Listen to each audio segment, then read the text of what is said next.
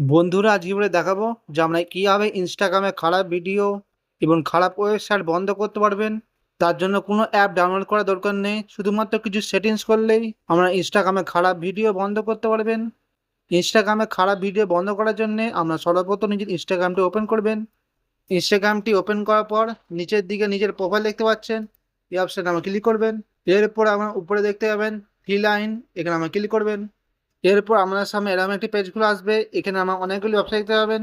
Scroll করে নিচের দিকে আসবেন, নিচের দিকে অপশন দেখতে পাচ্ছেন কন্টেন্ট পারমিশনস, এই অপশনে ক্লিক করবেন। এরপরে এখানে একটা অপশন দেখতে পাবেন সেনসিটিভ কন্টেন্ট, এখানে আমরা ক্লিক করবেন। এখানে আমরা তিনটি অপশন দেখতে পাবেন লিস্ট, স্ট্যান্ডার্ড, মোর।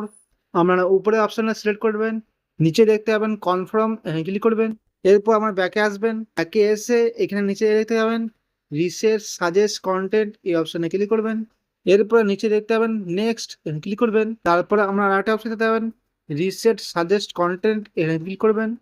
এরপর এখানে দেখতে পাবেন রিসেট সাজেস্ট কন্টেন্ট, ক্লিক করবেন। সমস্ত কিছু কমপ্লিট হওয়ার পর আমরা ব্যাকে আসবেন।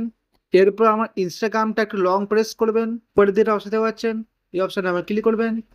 এরপর স্ক্রল করে নিচের দিকে আসবেন, নিচে দেখতে পাবেন স্টোরেজ, এখানে ক্লিক করবেন। এরপর এখানে আমার দুটি অপশন দেখতে পাবেন ক্লিয়ার ডাটা আর অপশন দেখতে ক্লিয়ার ক্যাচ, এখানে আমার ক্লিয়ার ক্যাচে ক্লিক করবেন। এরপর ব্যাকে আসবেন, নিচের দিকে অবস্থা পাচ্ছেন ফোরেস্ট স্টপ, ক্লিক করবেন।